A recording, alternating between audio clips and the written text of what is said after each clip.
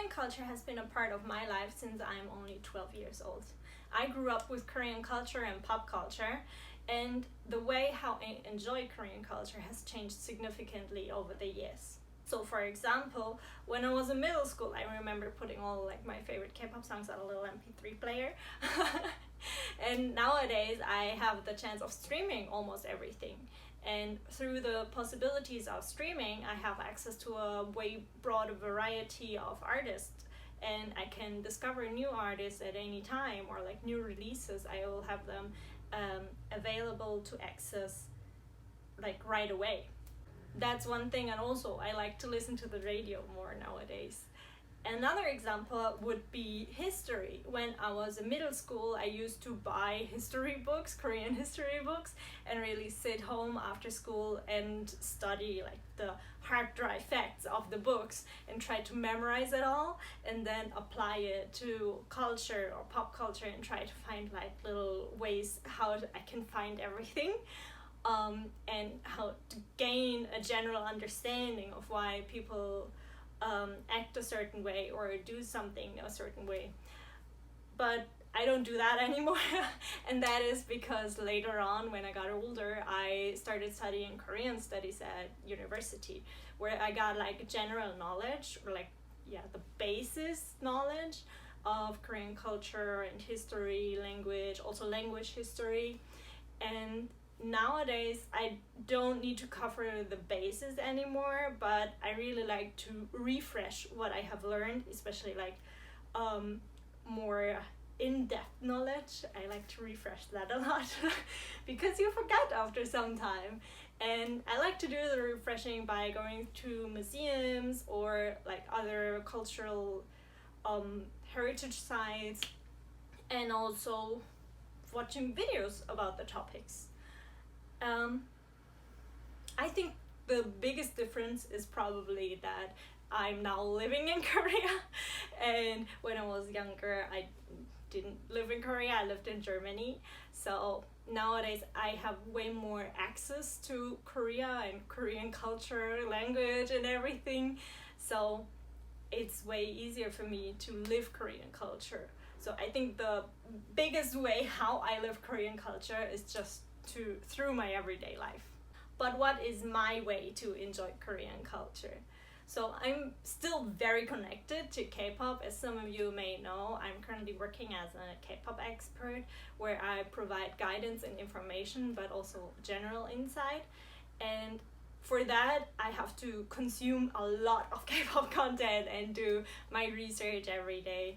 And I like to do that through supporting artists by watching their concerts, of course, going to events where they are, but also streaming and watching, also looking over release dates a lot. So that's what I do a lot nowadays. But also I'm working on some projects about K-pop, and also other projects where I generally become a lot more like a gateway person to Korea. So where I explain things about Korea, the language, the culture, the pop culture, but also small little history sections, and etc, etc.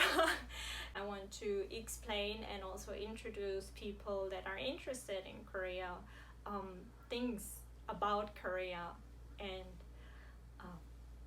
introduce you, lure you into the lifestyle.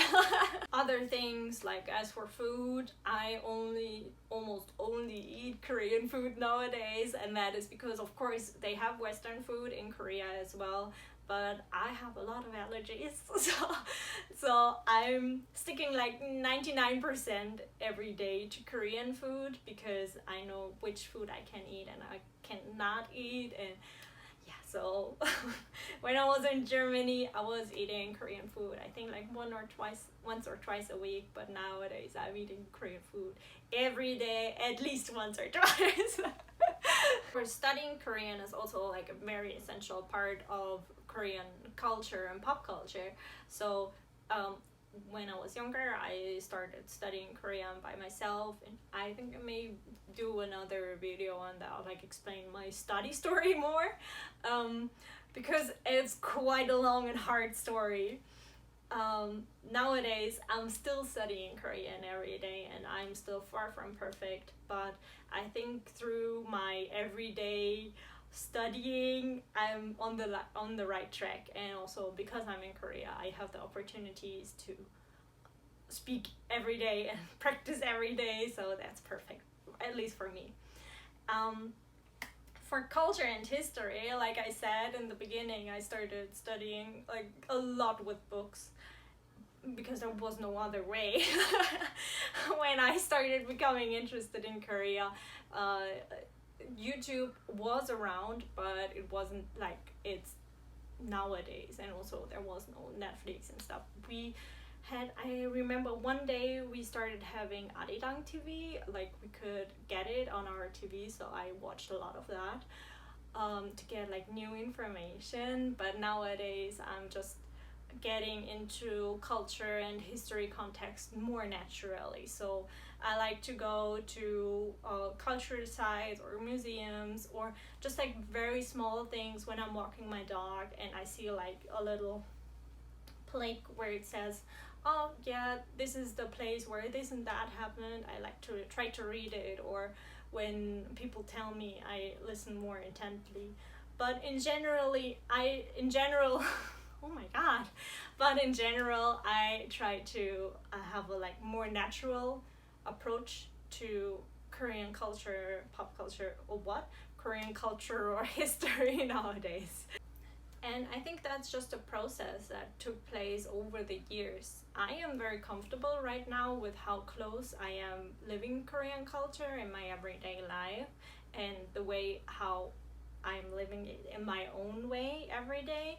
And I think that it took a lot of trial and error, and you can do it too. Don't be discouraged.